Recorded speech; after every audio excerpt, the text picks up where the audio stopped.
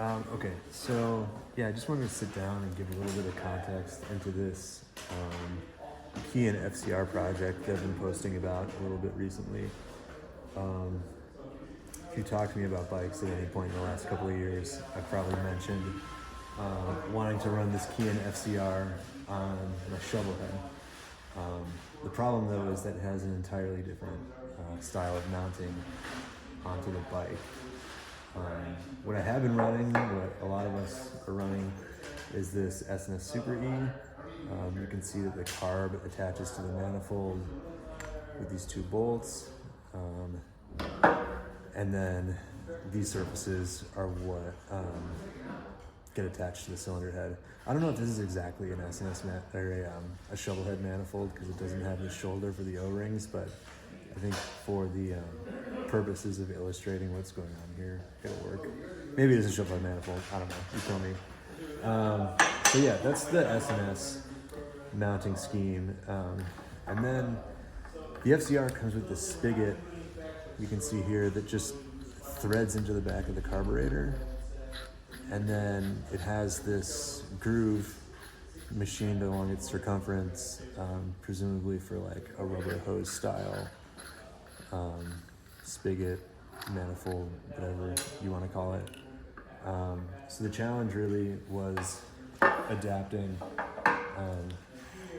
this style of mounting to the FCR thread-in style. So I'm just going to put this stuff aside for a second. With the project, the easiest way to kind of start that I could think of was modifying an existing S&S manifold. So I had one of these on the shelf. I started by machining the ears off of it, again, because we don't have these mounting points on the Keihin.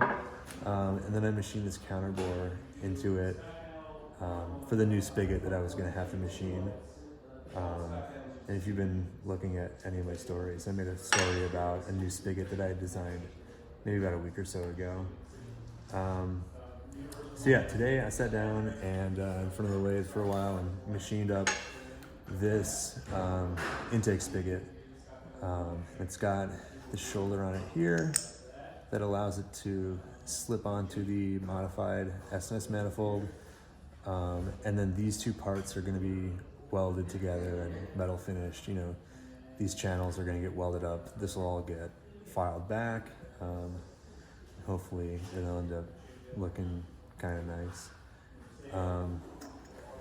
Yeah, so the part has an external taper that's going to go from this OD to here, which is the OD of the back of the carburetor. And then it has an internal taper as well, which is going to transition from this ID to this one here. And so the spigot just screws into the back of the carburetor. It'll get an O-ring, and yeah, it's gonna hopefully allow us to get this thing running on the Shovelhead. Pretty excited about where we're at so far. I think maybe next week when I get some time, I'll weld this up, start blending it back, and then this linkage and this spacer also need to get trimmed down. Then hopefully, you know, we'll be one step closer to running this carburetor. But yeah, I'm pretty excited about getting this done. It's been a project that's sat in the mind for a while. But yeah, if this is interesting to anybody, want to talk about maybe how this part came about or have any questions, let me know. Happy to chat.